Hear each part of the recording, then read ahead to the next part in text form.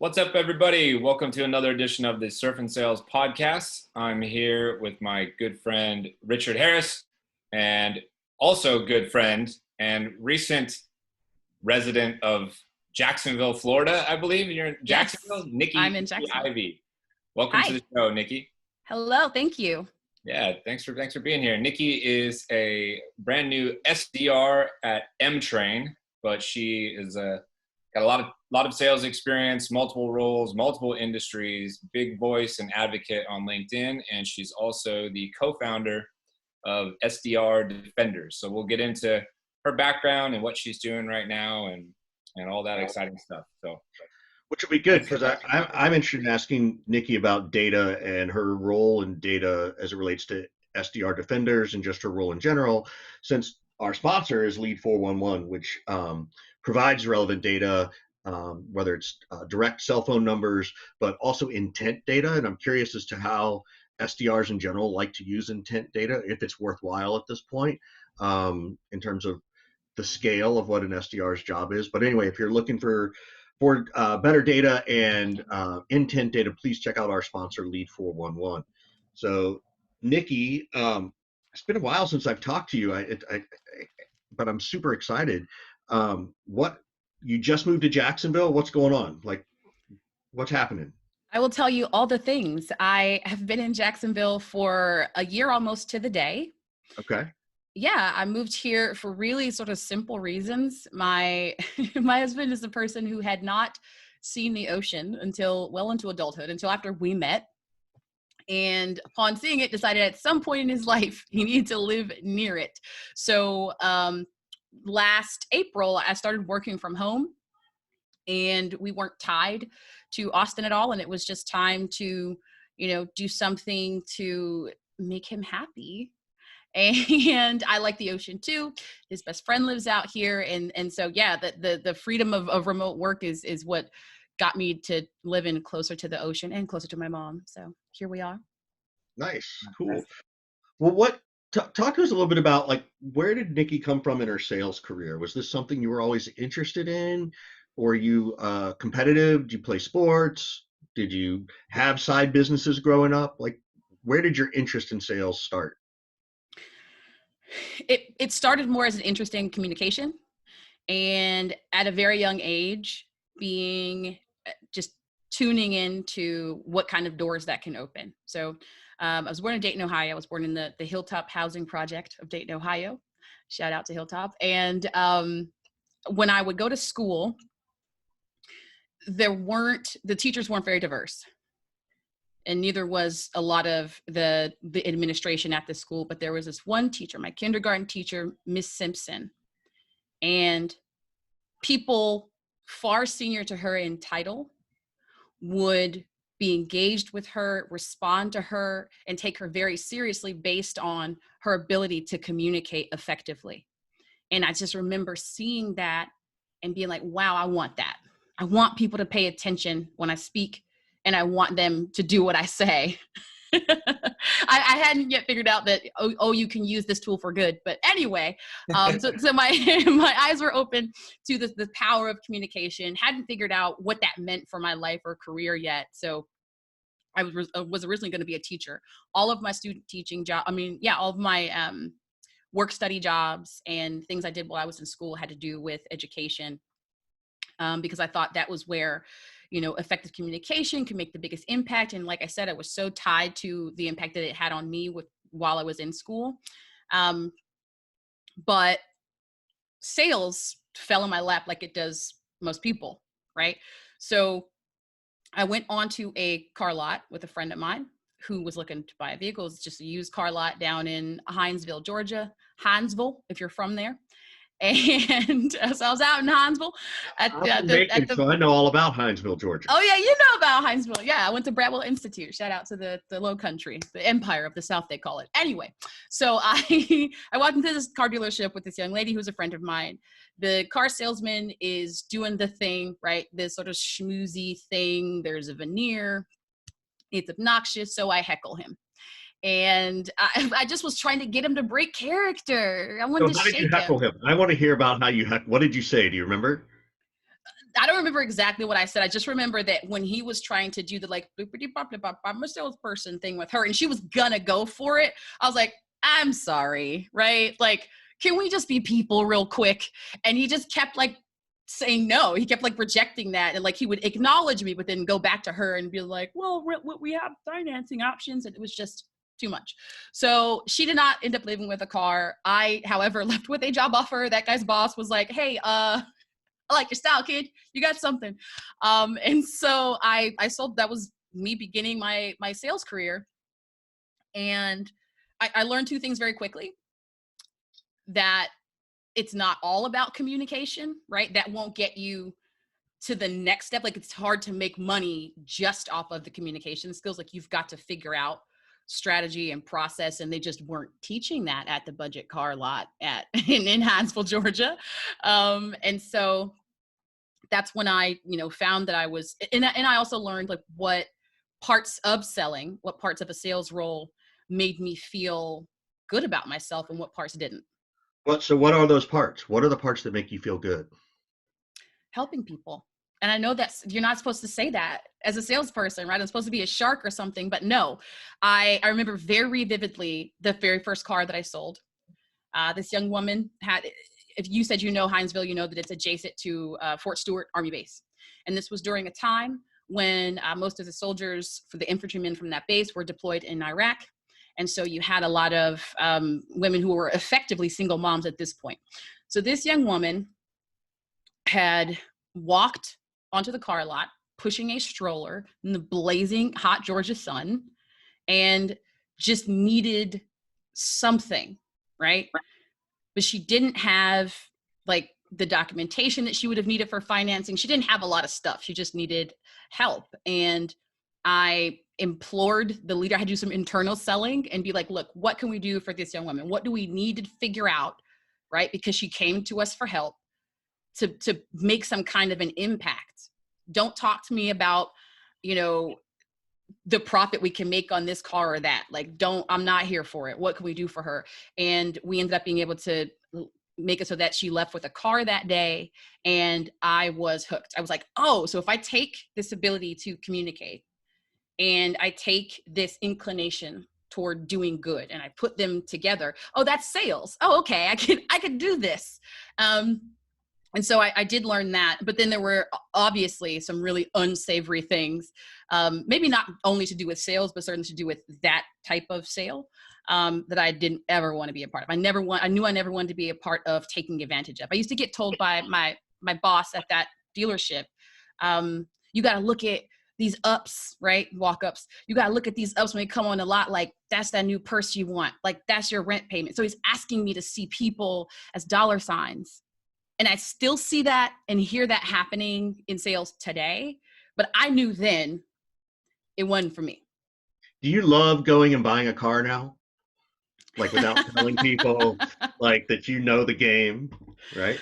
I do. I use it. I use this skill more often in negotiating upgrades in my cell phone contract than I do for cars. But yes, I'm quick to tell people like, I can feel you trying to handle me and I don't like to be handled. So let's just be people, okay?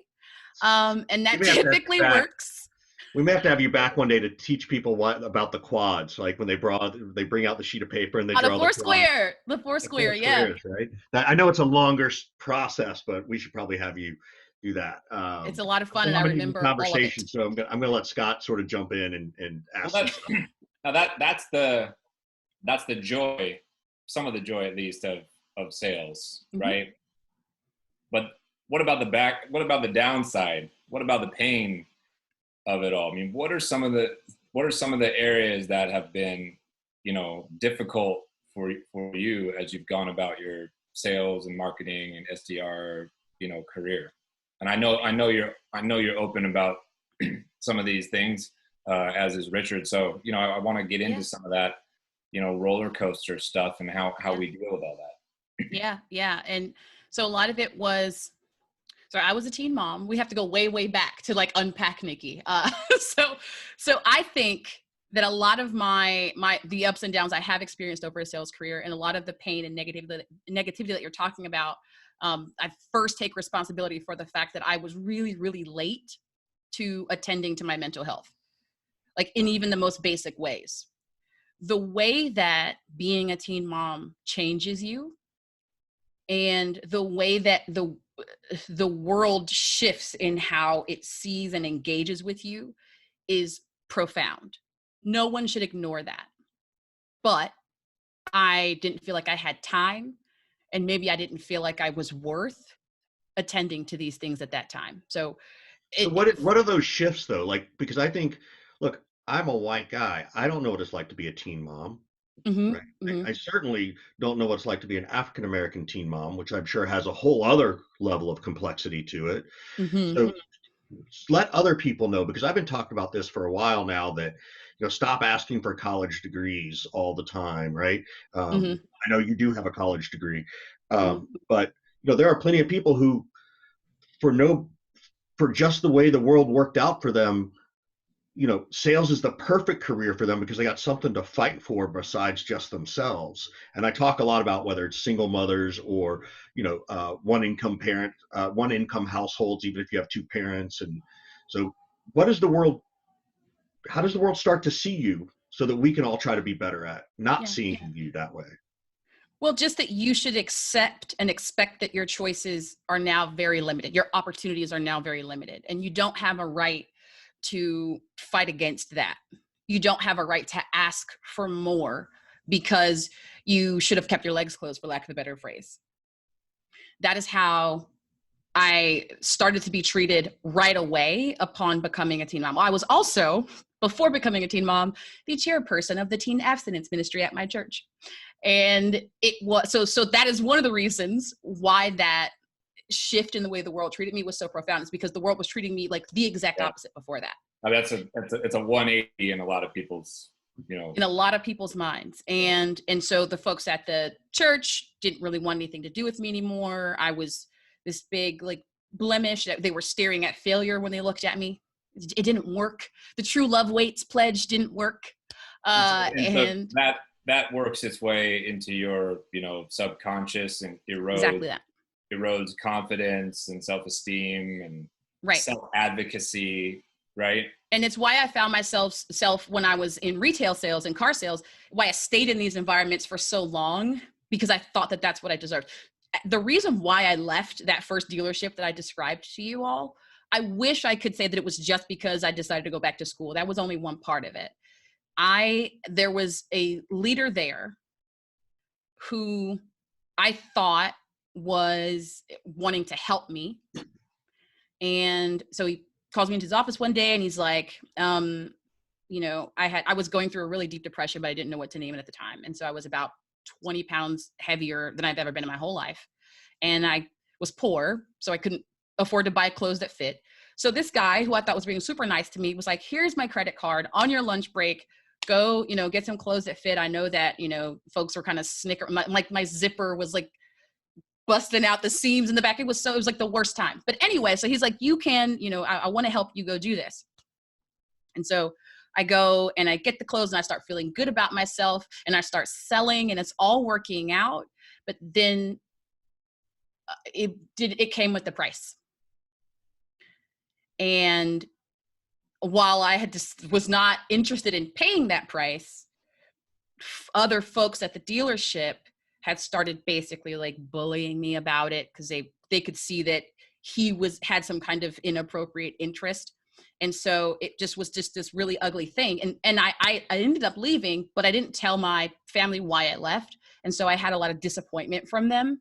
This has happened to me a few times since, right? Where I left for reasons that were perfectly like made sense. I had no choice, but I protect other folks. So anyway, all of that happened.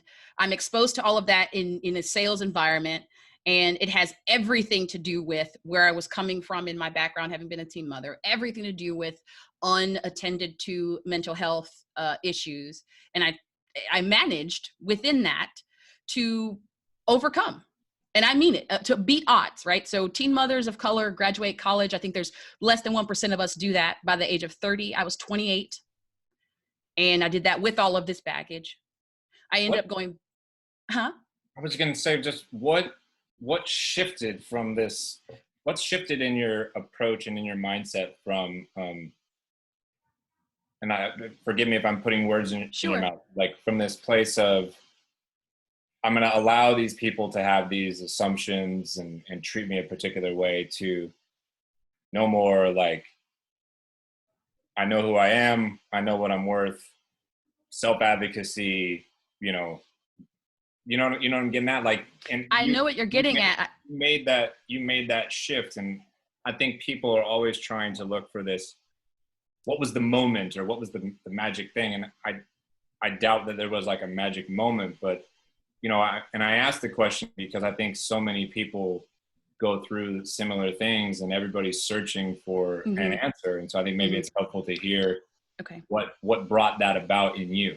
I think if I had to pinpoint one thing, I'd say accomplishment. So it really, once I had started to do things like complete college, and like really in one classroom at a time, right? I started to have those experiences when I'm in college classrooms and we're discussing these important issues, and I'm sitting next to people who, you know, their background means that I should never get to be equal to them, right? My success and achievement should have been mitigated, but here I am. Like, I started to let that mean something to me. And I was a great student and started to have people in my life who believed in me outside of just my mom, right? And I just let that mean something to me little by little. But to be honest, there really wasn't a big shift until relatively recently. I'd say that a lot of what folks would look at in my background or in my experience as success has really just been survival. I've been doing what I have to do and not really having the time to stop and think about how I got here or why I'm successful, like I said, until very recently. And then I got to start to be really intentional about it. And that's when I really turned the corner. And that is due to, it's going to sound really corny, guys, but having love in my life, having people who stick with me versus giving up. Is that people in the sense of like this small, intimate, familial, close friend circle, or people more in the sense of like, this group of people who love me is growing? I'm intentionally kind of growing it and intentionally surrounding myself with more people who influence me in a positive, loving way. Well, first of all, you're one of those people, Scott. And it's both, right? So it started out with my relationship with my husband, right? I married my high school sweetheart. I left that part out. Forget about it. But anyway, I married my high school sweetheart, and that didn't work out. He didn't turn out to be so sweet, but I felt very given up on, right? I felt like there were things I knew I could do and be, that I was going to do and be, and he just wasn't seeing it. And so feeling like, you know, you're not worth someone investing the time can have a really terrible effect on how you feel about yourself. And then by contrast, with my husband, who will be married 15 years in September, I was throwing everything but the kitchen sink at this dude in terms of like, as you can imagine, all right, I've told you guys all my baggage. I'm an open book, right? But in terms of like every single insecurity, and then I'm a little depressed, and then I'm a little neurotic, and then I got like all these kids, like it was a lot. And at no point did this person conclude that I was not worth the work that it takes to be supportive of me. And once I saw that like that exists, and started to let myself believe that, contrary to what my church when I was a kid and, you know, a lot of people around me were telling me, I do deserve this. I am worth that. And so if we cut to, you know, my interview with Scott for Outbound Engine, which was my first B2B sales job, and him getting down to the nitty gritty about like, but why are you here though? But what do you want to do though? And I remember it very vividly. I cried. And I said, I don't want to have to tell my kids no when they ask me for a 50-cent McDonald's ice cream cone anymore, because that was a very real experience that I had just before that interview. And, you know, you heard me, And I don't mean to make it about you. I do this a lot on podcasts, but you're a part of my story. But anyway, so you heard me and were very patient, and you showed me care in a way that I didn't think existed in a professional environment.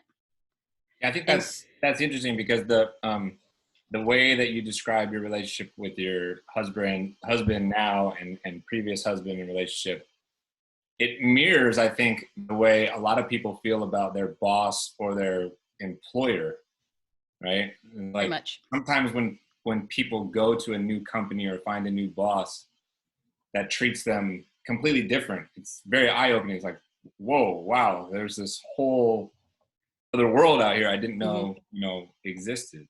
Right?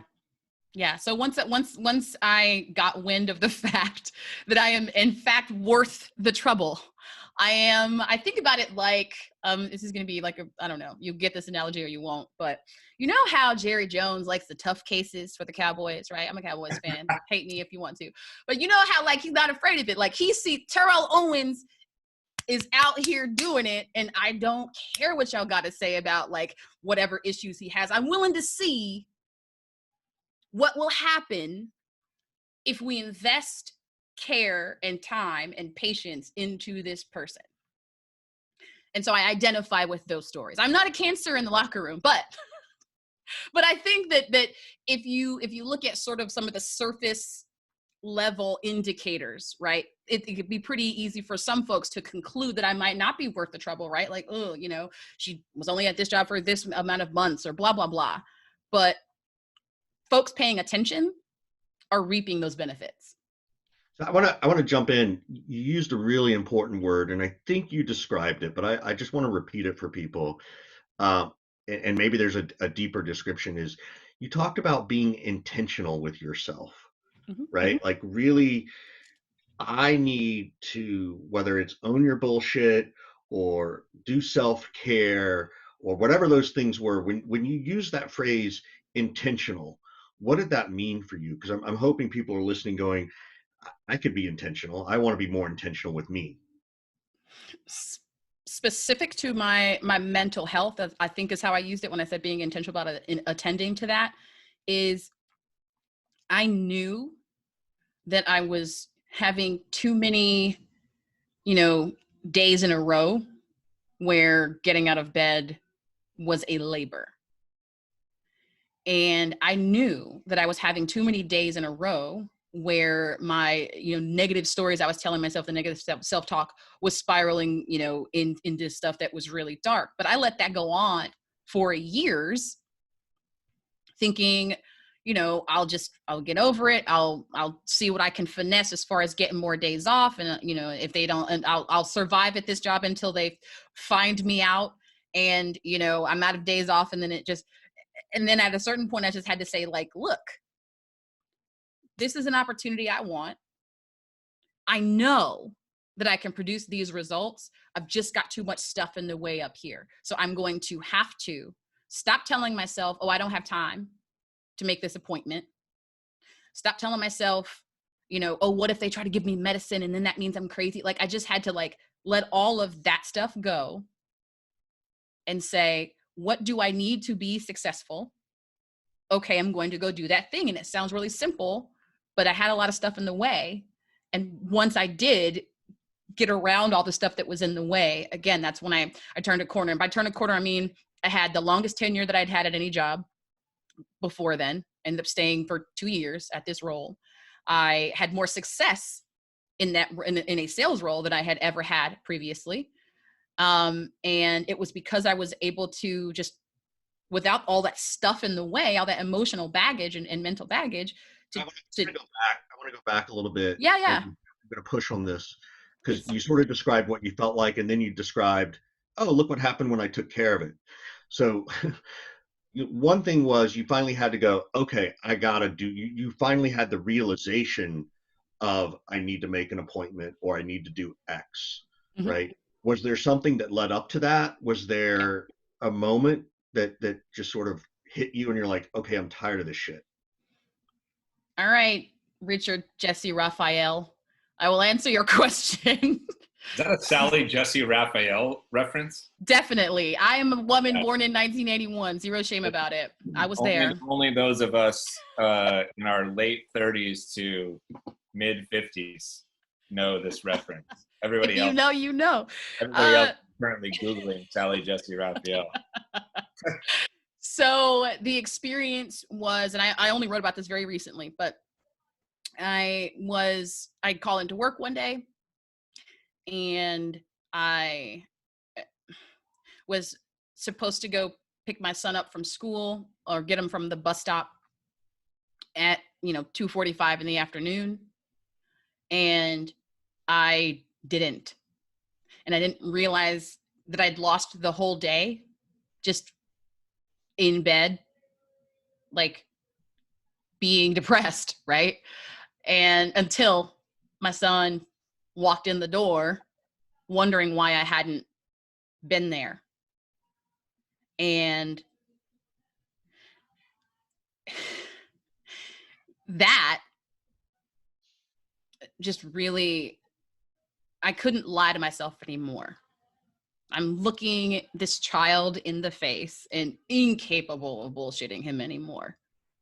This is the same kid that lived with me through me saying no to the 50-cent ice cream cones, right? This is the same person who every day is giving and loving and just existing and did not deserve to be getting me at half capacity.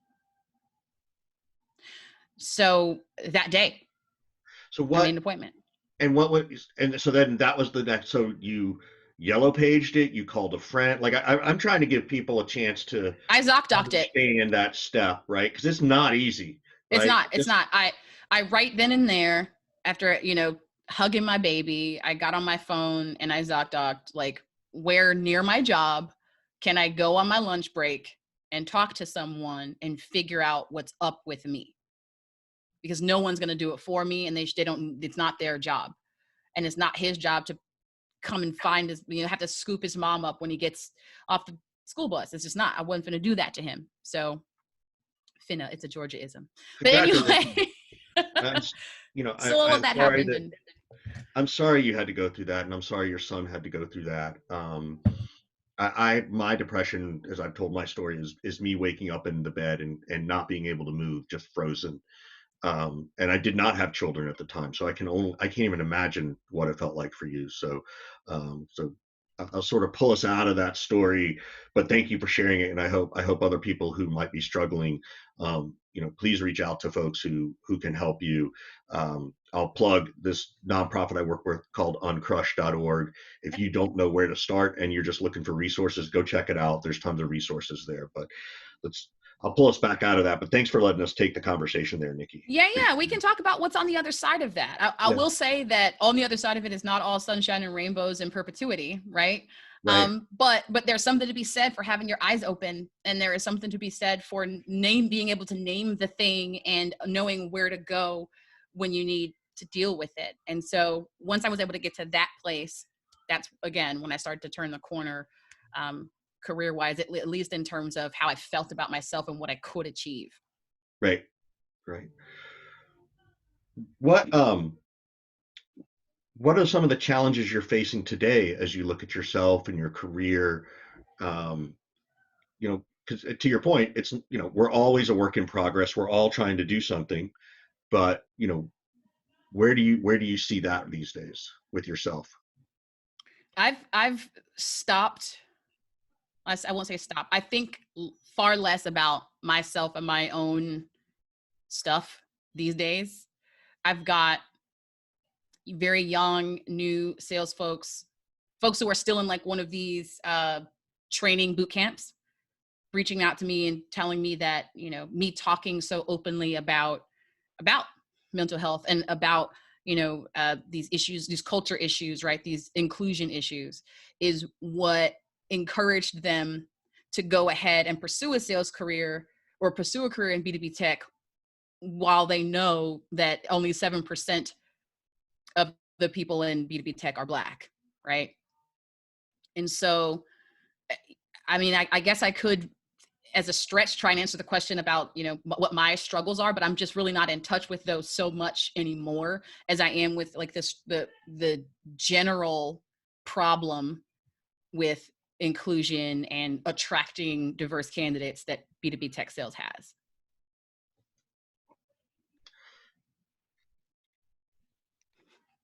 But you want me to tell you what my struggles are? I don't know.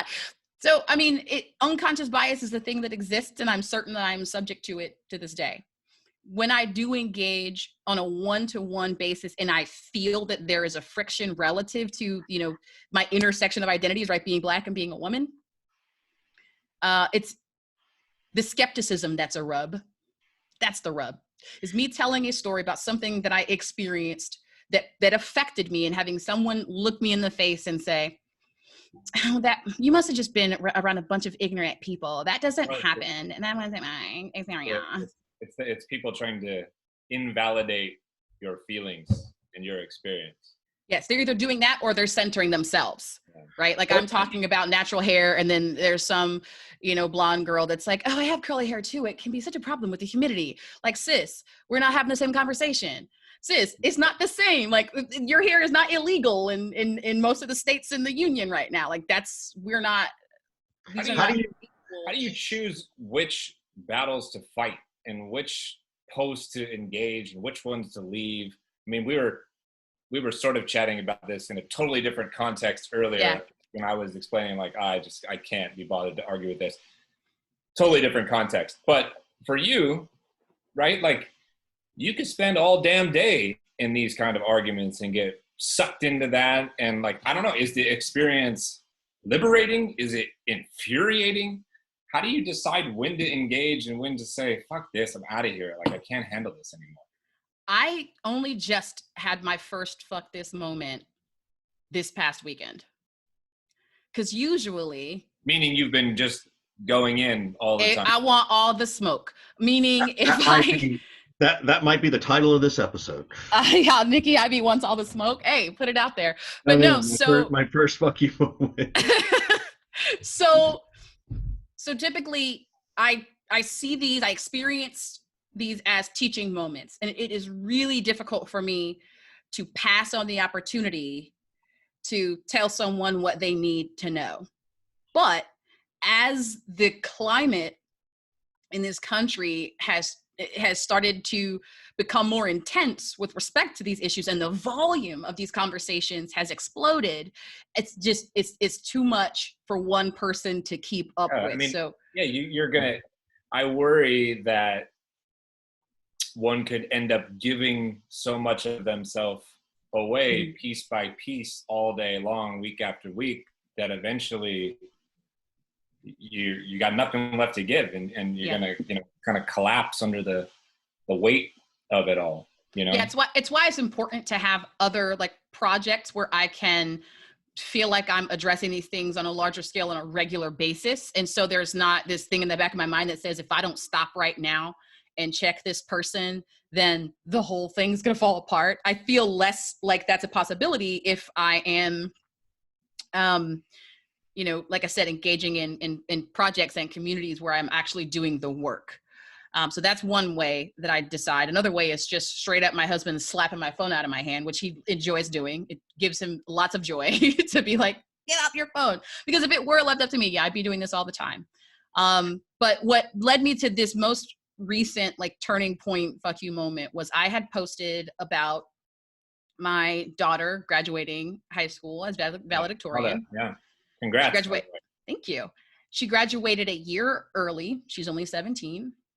She put herself through like virtual school before it was a thing, right? So not the whole distance learning that people were having for COVID. She'd been doing that since January, because when we moved from Texas to Florida, we moved to this particular town because it's touted as the best high school in the state, in the district. So that's why we wanted her to go there, but she goes there and it's not very diverse. And they were actively harassing her with respect to race. Like the N-word was said on a regular basis to my child. The counselor refused to sign her up for the full course load of AP classes, although that's what she was transferring from. So there was a lot of little stuff going on, and Jasmine, my daughter, was just like, nah, I actually don't want to deal with this. This is not my fight. I'm not you, mom, she said to me, right? I'm not going to stay here and like have my whole experience be characterized by daily fighting these issues. So she removes herself from the environment, figures out what needs to happen for her to graduate school as quickly as possible, does so at the top of her class. Anyway, so I'm filled with pride this weekend as we were celebrating her graduation. I post about it. I use the phrase Black excellence, thinking that it doesn't need to be explained. Somebody in the comments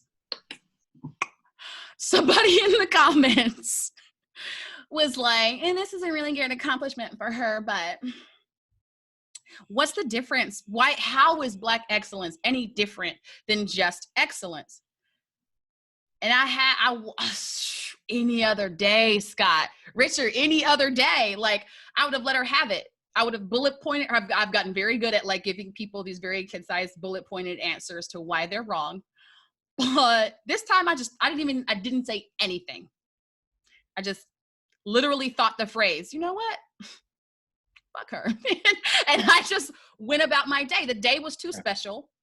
She was not going to get it. Did you find that experience healthier and more restorative for you? Especially because it involved my daughter and her day. Now, I do think that if it hadn't been for that occasion and I hadn't already decided that I was going to be focused just on her and just on positivity, then I might have still told this woman, where to go. Because I got the article links on deck as far as how Black excellence is different from white excellence. What I'll tell you straight up, in case anybody watching is wondering, is because it's very well documented that what I might have to do to achieve excellence, the path to that, there's a few more barriers on it than a lot of other groups. So for me to achieve and be sitting at the same table as you is not the same, because we did not, in theory, in general, have to be up against the same roadblocks. I'm thinking this is something that's very simple, that is self-evident, but I could have gave it to her, but I didn't. So, and feel free to go off on a rant. And I can't believe this is a fascinating conversation. I could go on. Don't encourage Nikki to go off on a rant. No. But try to do it. A concise rant. You know what? You be Nikki. I don't need to tell you what to do. That's terrible of me. Shame on me. What does Black excellence mean other than the table is set differently for me? Like in this instance of a high school, a child, right? Mm-hmm. Mm-hmm. Having to deal with this bullshit, mm-hmm. right? I mean, the obvious one is, they wouldn't put her in the AP classes, even though she came from there. But what are some of the other things that occur? Because people just don't know. So yeah. Go. You got the mic. Yeah. So, and we see this in work environments as well, where there are just sort of social cues that point to in-group, out-group. That point to, this is the type of person that belongs in this environment, and this is the type of person that does not. What are those cues?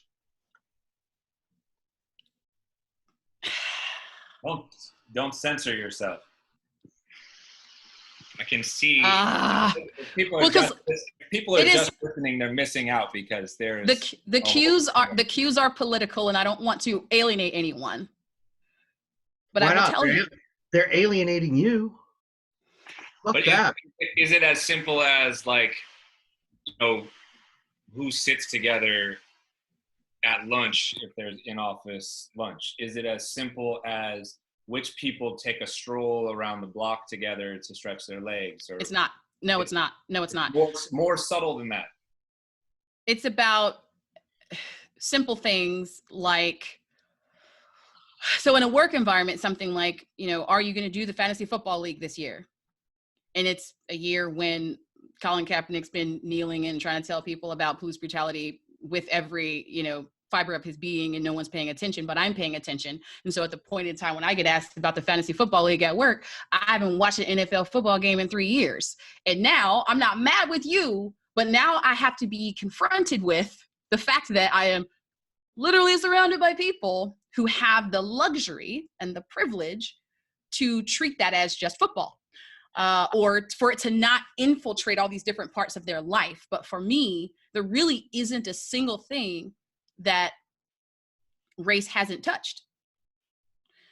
So the cues are more obvious for me.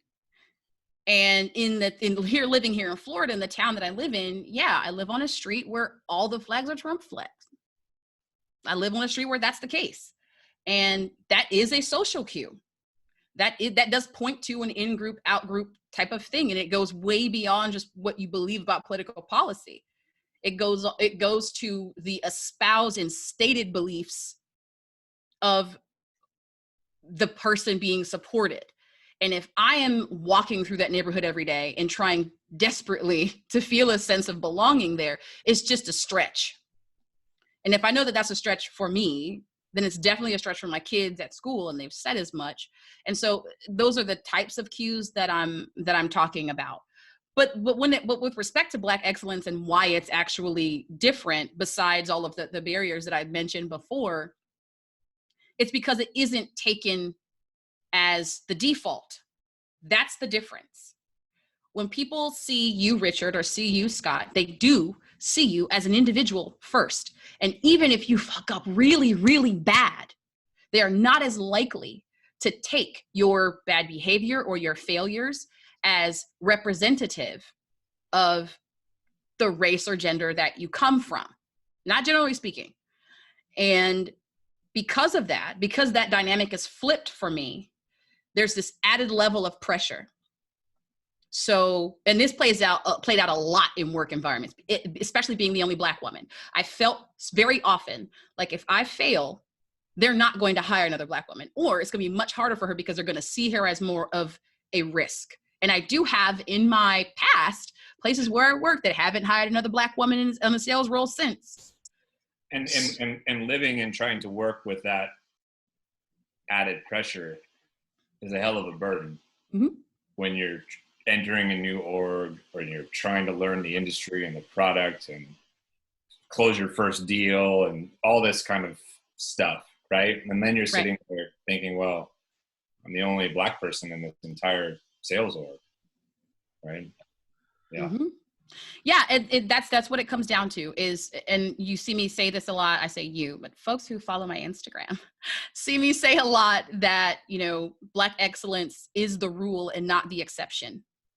I say that out loud to anyone who will listen because I have not been treated like that's the case. I have been told to my face in no uncertain terms that, well, you're not like other Black people. I mean, yes, I am though.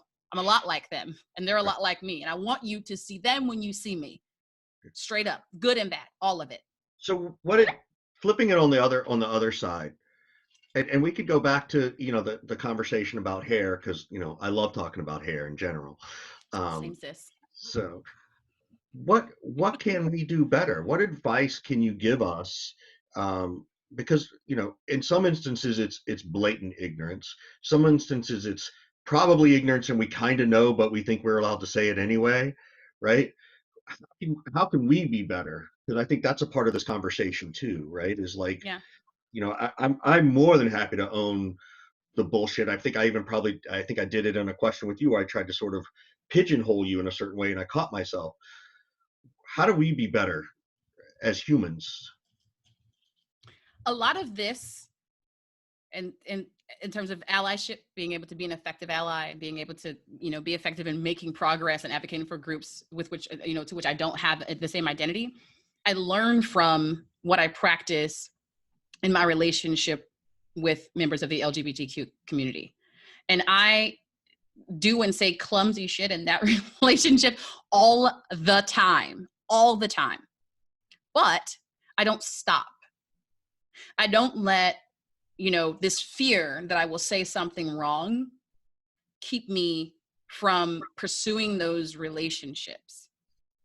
And then what I do on the back end to try and make sure that I say fewer clumsy things is I watch documentaries. I make sure that I'm consuming content that not only features, but is created by folks who are of this identity that I need to have more understanding on. You know, my 14-year-old, Savannah, turned 14 in April. On her 14th birthday, she came out as lesbian. And then in an instant, all the dumb things that I've ever said or not said came rushing to me. And my instinct was to make her the gay people representative at my household and ask her #all-the-gay questions. But she was very, very, in a way that I'm super proud of, she was very intentional about being like, you know what, I'm gonna point you to this documentary. I'm gonna point you to this YouTube video, and then we can discuss it. And I'm seeing a lot of parallels in how I'm doing that and what I'm asking of people in allyship with respect to race. I think, Richard, I think part of what it is, and you could correct me if I'm wrong, Nikki, but like part of what it is, it's like, hi, Nikki, I would like for you to take this burden of my lack of understanding and please be the one to teach me, instead of, I don't know shit, I better go educate myself. And once I'm educated, then I'll come to the table and have a conversation. So it's like, yeah, I don't want to do the long work. The short work would just be, can you just tell me what I need to do? But I have empathy for that. And it's because of the experiences that I've had, right, in my allyship. And so I don't often count people out as quickly. Right now, y'all all saw me on the Thursday night sales and on your Patreon, Scott, where in the weeks directly following the death of George Floyd, when the emotions were still very raw for me, I was out here like, burn it all down. I ain't trying to coddle these white people. And I'm still not trying to coddle anybody. I just feel less like burning things down. But because the outcome that I want involves all of us. I have to make sure that I'm making room and inviting all of us to participate on the way there. And you got to stay focused on the outcome, and which is, the goal. And exactly that. And not the little nuanced squabbles about, how and who and all this stupid stuff. Richard, you're on mute again. No, I appreciate that. Thank you for going down that route. I think I do that. To Scott's point is, I keep saying, well, tell me what I need to do better. And I'm sort of asking you to fix me when I need to go and sort of heal myself and figure out what I need to do better, right? And you could go to M-Train's website and find. But I have a relationship with you. Like I have a relationship with Nikki where I feel like I could be comfortable and say, okay, Nikki, I'm really fucking clumsy here. Like, educate me, right? And I do want to, I don't mind at all being that for people, because I do understand that a lot of the people are coming to me in particular because they feel comfortable doing so. So the last thing I want to do is, turn those folks away with hostility, right? I mean, I feel able to hold them accountable and be helpful at the same time. Yeah. So let's assume everybody listening is your friend, and let's say they bring up a clumsy conversation, right? About hair, about maybe where you live, or what block you're in, or oh, you only got the job because of this, or whatever these stupid things are that I think a lot of white people say. What advice can you give to us to say, hey guys, it's okay to be clumsy, just admit it when it happens? Like, what is something someone could take away who does want to try and get better at this and learn from it? Like, I wasn't kidding. I did just start at this job, M-Train. One of the reasons why I decided to take this role is because the resources that they produce around just this type of thing, they're micro lessons on how to have these conversations. And it takes a lot of pressure off, because it's you, your computer, and this little video of a situation that's a lot like what you and I described, right? It's about hair or about race or about age or gender or any of those things. So I will point folks to resources that experts have produced, because I have a lot of experience, but I do not have certification in diversity, equity, and inclusion. And so I would do that. But when these things come up and it is a person that I have a relationship with, then I just listen. I deploy sales skills is what I do, right? I listen to understand, and then I repeat it to make sure that they are saying what I thought that they were saying.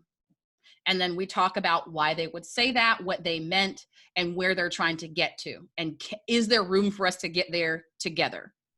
And this is one of the reasons why I was so frustrated with salespeople in the very beginning of this new awakening that we're in right now, is because these are skills that we are using or supposedly using every day to understand people. And it really shouldn't be that difficult. So that's what I would tell folks who come to me for help. Like, hey, we can have this conversation, but I need you to treat it like that. Like, this is a discovery, and this is not you know, having me rehash my trauma to absolve you. Like, it can't be that. So we're unfortunately out of time here, Nikki, but we like to end every show saying, what can we do for you? How can we be helpful? Is there anything that you're working on that you want to kind of promote, whatever, right? So what can we do to try to support you? So, like I said, I just started at M-Train. The work that it is a workplace culture platform. So the work that I'm doing is directly related to this conversation and the values that I have in the DE&I space. And I work with enterprise and big business clients. So if you know of someone who was trying to get beyond just compliance, beyond just like, did we check this box? Mm-hmm. Right. And are we building a culture around like why those compliance issues even come up, like why it's important, please do point them in my direction. I'd like to help those folks. Also with SDRDefenders, we are producing content that is intended to help SDRs level up, yes, but to just stand in direct opposition to a lot of the content that's out there, that not just the bad advice, but the stuff that is very hierarchical, right? And treats SDRs like they shouldn't have a voice, treats them like, they're order takers or appointment setters. So point folks, who you know who are new or who are leading those types of teams, to SDRDefenders.com. We've got some really exciting stuff coming out. The thing I'm most excited about that nobody else knows about, it's exclusive, is the hotline, where folks, SDRs, can call on a hotline and ask any time of day or night and ask these questions over voicemail. And then either through our LinkedIn posts, our content explicitly, or our webinars, will be answering those questions. So. Very cool. That's really sweet. Great. Well, congrats on the new role and the project. I am excited to see how it goes. I love that you've married these two passions of yours together, and wish you the best of luck with everything. And thanks so much for spending some time with us. Thank you so much, Scott. I've been really excited for this. So, and thank you to Richard. Really appreciate it. Thanks, guys.